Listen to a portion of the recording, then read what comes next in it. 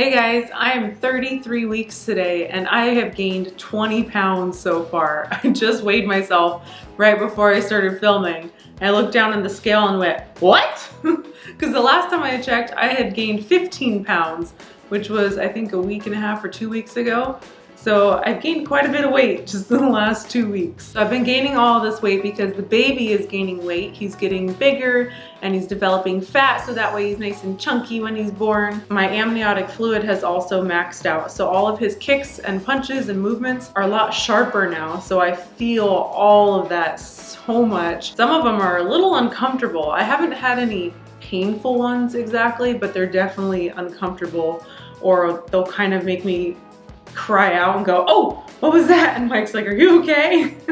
It's because there's not as much of a fluid cushion anymore because the amniotic fluid is completely maxed out. He's developing his immune system this week, which means that all of my antibodies are being passed on to him, which is a really good thing because he's going to be born during flu season. So I probably will be getting a flu shot just so that way he can have those antibodies in his system already. He's been moving around so much. Even Mike has been feeling all these crazy movements and stuff, and yesterday he had both of his hands on my belly and he was moving around and kicking and flipping and I don't know whatever else he was doing, and Mike's face was just like, oh my gosh, oh, because he was moving so much, and I feel that all the time. And sometimes he moves so much that I actually kind of start to feel nauseous, and I don't know if it's because he's kicking my stomach or if it's just because like my belly is moving so much. I feel like I'm moving, but sometimes it makes me a little nauseous, so that's not so fun. He also gets a lot of hiccups. There was one day this week that I counted the number of times he had hiccups in the one day. He had hiccups 5 times. And because I don't have as much of a fluid cushion anymore, I can feel those hiccups so much, and my whole belly kind of jiggles a little bit and I can feel those hiccups. It's crazy how many times a day he gets them. And it's usually after I've just eaten. So I'm feeling super achy right now. My belly, my shoulders, my hips, my feet, and even my fingers are really achy. And the reason I'm so achy right now is if you guys watch the vlog tomorrow, you see that we went on a baby moon this weekend. So we had kind of a long drive, and after sitting in the car for that long, everything hurts. So I have a hard time getting up out of the car and even out of a chair, just like what I'm sitting in right now. This week has been a noticeable difference. Every time I have to get up, I put my hand out for Mike to help me, and he almost has to help me out of the car every single time.